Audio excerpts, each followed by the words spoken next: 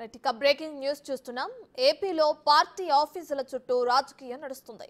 అధికారాన్ని అడ్డుపెట్టుకుని వైసీపీ రాజ్య ప్రసాదాలను తొలపించేలా పార్టీ భవనాలు నిర్మించారని టీడీపీ ఆరోపిస్తుంది. అనుమతులు లేకుండా అడ్డగోలుగా టీడీపీ భవనాల నిర్మాణాలు చేసినట్లు వైసీపీ అభియోగాలు మోపుతుంది.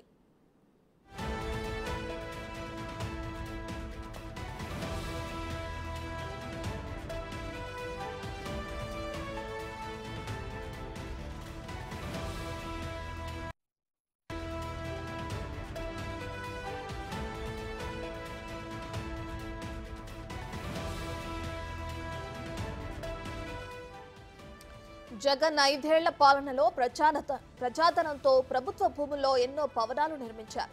వాటిని పార్టీ ఆఫీసులుగా మార్చారు. కొత్తగా ఏర్పడిన ప్రభుత్వం వాటిపై దృష్టి సారించింది. అనుమతులు లేకుండా పార్టీ కార్యాలయాల పేరిట నిర్మించిన అక్రమ కట్టడాలను కూల్చివేసింది.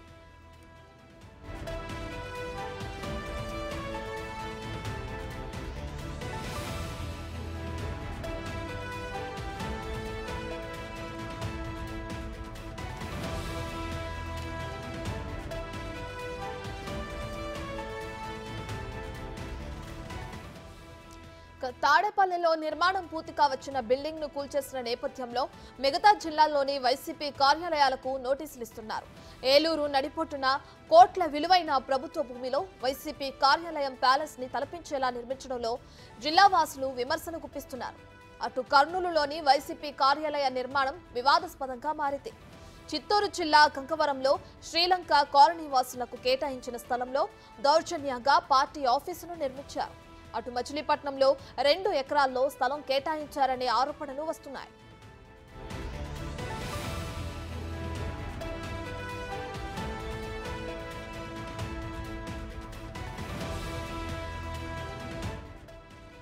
జిల్లాల విభజన తర్వాత వేలకు ఖర్చు పెట్టి ప్రభుత్వ కార్యాలయాన్ని అద్దె భవనాల్లో నిర్వహిస్తున్నారు.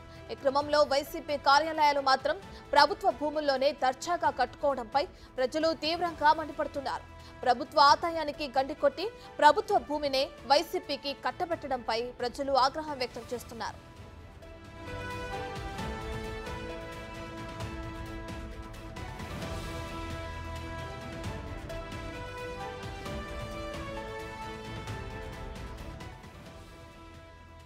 అధికారాన్ని అడ్డుపెట్టుకుని వైసీపీ రాజప్రసాదాలను తలపించేలా పార్టీ భవనాలను నిర్మించారని అటు టీడీపీ నేతలు ఆరోపిస్తున్నారు. దానికి సంబంధించి ఇప్పటికే మనం వైజాగ్ లో ఋషికొండ పైన ఏ విధంగా అయితే భవనాలను నిర్మించారో కూడా ఇంతకు ముందే చూసాం. అయితే దీనికి అనుమతులు లేకుండానే అడ్డగోలుగా నిర్మించారు భవనాలని, పార్టీ కార్యాలయాలని వైసీపీ నేతలని చెప్పి కూడా టీడీపీ ఆరోపిస్తుంది. అటు టీడీపీ కూడా సేమ్ అట్లాగే అనుమతులు లేకుండా భవనాలు నిర్మాణాలు చేపట్టినట్లు కూడా వైసీపీ కూడా అభియోగాలు మోపుతుంది. రైట్, ఇక ఏదేమైనప్పటికీ అటు టీడీపీ నేతలైతే జగన్ 5 ఏళ్ల పాలనలో ప్రజాధనంతో ప్రభుత్వ భూముల్లో ఎన్నో భవనాలు నిర్మించారని, వాటిని పార్టీ ఆఫీసులుగా కూడా మార్చుకుని ఉపయోగిస్తున్నారని కూడా టీడీపీ నేతలు ఆరోపిస్తున్నారు. దానికి సంబంధించి ప్రూఫ్స్ కూడా చూపిస్తున్నారు. ఇప్పటికే చాలా వరకు వైజాగ్లో కానీ ఇతరత్ర ఏలూరులో కానీ మచిలీపట్నంలో కానీ కొన్ని వాళ్ళు ప్రూఫ్స్తో సహా చూపించడం కూడా చూస్తుంది. దానికి నోటీసులు కూడా పంపించారు. ఇవి గవర్నమెంట్కి సంబంధించిన అంటే ప్రభుత్వానికి సంబంధించిన స్థలంలో కార్యాలయాలని నిర్మించారు అని చెప్పి తాడేపల్లిలో నిర్మాణంలో ఉన్న అంటే ఆల్మోస్ట్ పూర్తి కావచ్చిన బిల్డింగ్ ను కూడా కూల్చేసిన నేపథ్యంలో మిగతా జిల్లాల్లోని ఏదైతే వైసీపీ కార్యాలయాలకు ఉన్నాయో వాటికి కూడా నోటీసులు ఇవ్వడం జరిగింది.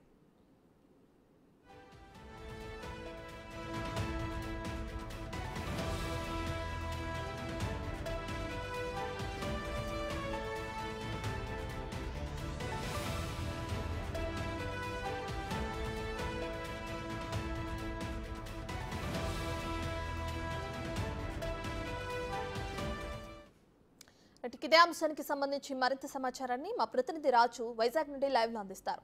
రైట్ రాజు, ఇప్పటికే చూసుకుంటే ప్రజలకు సంబంధించి ప్రజలు కూడా దీనికి సంబంధించి అధికారం ఉన్న పార్టీకి సంబంధించి నిర్మాణాలు చేశారు అని చెప్పి టీడీపీ కానీ అటు ప్రజలు కానీ ఆరోపిస్తున్నారు. అంటే వైసీపీ నేతలు ఎవరైతే ఉన్నారో వాళ్ళు 5 ఏళ్ల పాలనలో ఉండి ప్రభుత్వ భూముల్లో భవనాలు ఎలా నిర్మిస్తారని కూడా ప్రజలు ప్రశ్నిస్తున్న తీరుని మనం చూస్తున్నాం. దీన్ని ఎలా చూడొచ్చు అంటారు? అయితే కొన్ని భవనాలకి నోటీసులు కూడా ఇచ్చారు కదా, దానికి సంబంధించిన డీటెయిల్స్ ఏంటి?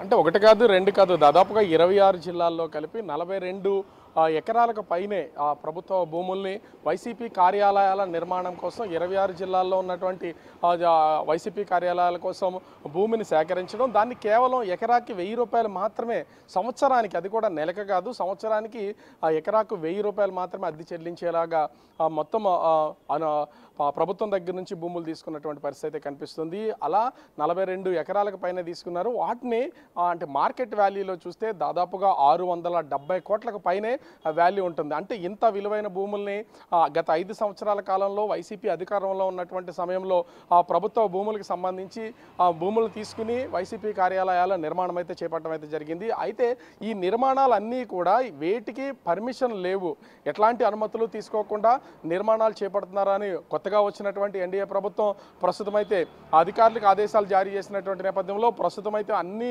కార్యాలయాలకు దాదాపుగా ఇప్పటికే మంగళగిరిలో ఉన్నటువంటి వైసీపీ కార్యాలయాన్ని పూర్తి స్థాయిలో కూల్చివేసినటువంటి పరిస్థితి మనం చూసాం. అదేవిధంగా విశాఖపట్నం అనకాపల్లికి సంబంధించి మొదటి రోజే ఈ కార్యాలయాలకు సంబంధించి నోటీసులు ఇచ్చినటువంటి పరిస్థితి కనిపిస్తుంది. అదేవిధంగా రాష్ట్ర వ్యాప్తంగా ఉన్నటువంటి అన్ని వైసీపీ కార్యాలయాలకి ఇప్పటికే నోటీసులు సర్వ్ చేస్తున్నారు. కొన్ని కార్యాలయాల్లో అనుమతులు ఉన్నాయా లేవా అనే దాని మీద విచారించి నోటీసులు జారీ చేస్తున్నటువంటి పరిస్థితి కనిపిస్తుంది.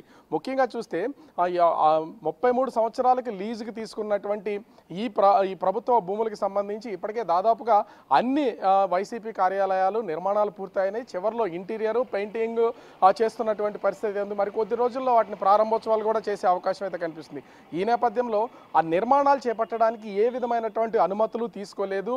అటు మున్సిపాలిటీల దగ్గర కానీ కార్పొరేషన్ల దగ్గర కానీ ఎట్లాంటి అనుమతులు తీసుకోకుండా నిర్మాణాలు చేపడుతున్నారంటూ ప్రభుత్వ అధికారులు ఇప్పుడైతే నోటీసులు జారీ చేస్తున్నటువంటి పరిస్థితి ఉంది. 3 రోజుల క్రితం విశాఖ వైసీపీ కార్యాలయానికి అంటించినటువంటి నోటీసులను కూడా గోడ కంటించి అధికారులు అయితే వెళ్ళిపోయినటువంటి పరిస్థితి కనిపిస్తుంది. దాన్ని మాజీ మంత్రి అమర్నాథ్ ఆ నోటీసును గోడ నుంచి అంటే చింపి వేయకుండా చాలా జాగ్రత్తగా తీశారు. దాన్ని చింపేసి పక్కన పడేస్తారు అనుకోవాలా, లేదా ఆ నోటీసుని తీసుకుని వెళ్ళారా అనుకోవాలా, మొత్తానికి ఆ నోటీసును అయితే తీసుకున్నటువంటి పరిస్థితి కనిపిస్తుంది. అలా అన్ని జిల్లాలకు సంబంధించినటువంటి వైసీపీ కార్యాలయాలకు ప్రస్తుతం అయితే నోటీసులు ఇస్తున్నటువంటి పరిస్థితి కనిపిస్తుంది.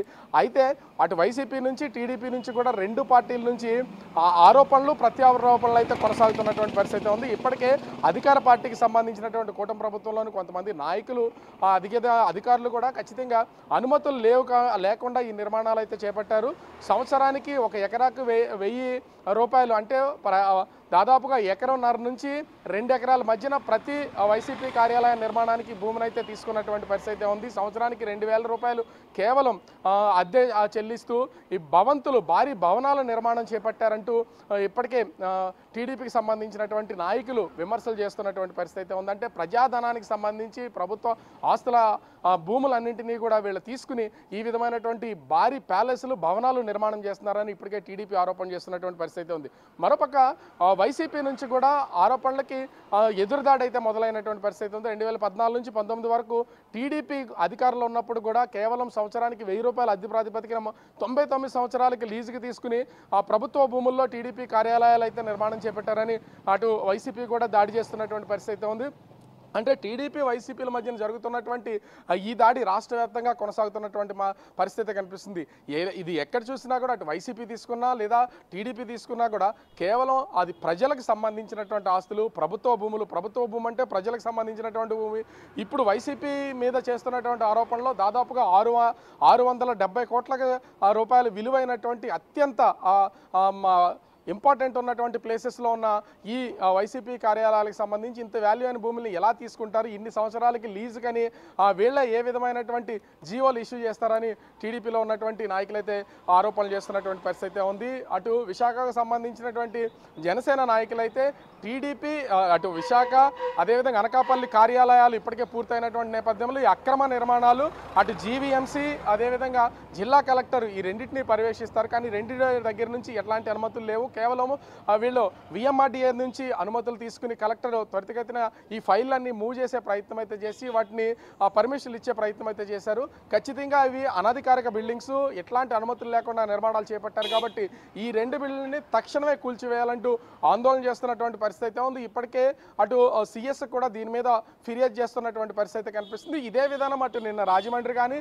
కాకినాడ అదేవిధంగా అటు శ్రీకాకుళం విజయనగరం అన్ని ఏరియాలకు ఏలూరు అన్ని ఏరియాలకు కార్యాలయాలకు సంబంధించినటువంటి వైసీపీ కార్యాలయాలకు సంబంధించినటువంటి వాళ్ళకి ఇప్పటికే నోటీసులు ఇష్యూ చేసినటువంటి పరిస్థితి అయితే ఉంది. మనకు అందుతున్న సమాచారం ప్రకారం ఇప్పటికే దాదాపుగా 26 జిల్లాల వైసీపీ కార్యాలయాలకు సంబంధించి ఇప్పటికే 20 కార్యాలయాలకు నోటీసులు ఇచ్చినట్లుగా తెలుస్తుంది. మిగిలినటువంటి వాటి కూడా వాటిని పరిశీలన చేసిన తర్వాత వీటికి అనుమతులు ఉన్నాయా లేవా నిర్మాణాలకు సంబంధించి అని పూర్తి స్థాయి పరిశీలన చేసిన తర్వాత నోటీసులు ఇష్యూ చేస్తారు. అయితే ఇక్కడ ఇప్పటికే మంగళగిరిలో ఉన్నటువంటి వైసీపీ కార్యాలయాన్ని కూల్చేసినటువంటి నేపథ్యంలో ఇప్పుడు ఈ 26 జిల్లాల్లో అక్రమంగా ఏ విధమైనటువంటి అనుమతులు లేకుండా నిర్మాణాలు చేపడుతున్నటువంటి ఈ వైసీపీ కార్యాలయాలను కేవలం నోటీసులు ఇచ్చి వీటికి సంజాయిషి ఇచ్చేలాగా అటు వైసీపీ కార్యాలయం నుంచి వైసీపీ పెద్దల నుంచి ఏ విధమైనటువంటి రిప్లై వస్తుందని వేచి చూస్తారా, లేదా మంగళగిరి కార్యాలయాన్ని కూల్చివేసినట్టుగా ఈ 26 జిల్లాల్లో నిర్మాణంలో ఉన్న నిర్మాణం పూర్తయినటువంటి కార్యాలయాలని కూల్చివేస్తారనేది మాత్రం వేచి చూడాల్సినటువంటి పరిస్థితి అయితే ఉంది రత్న.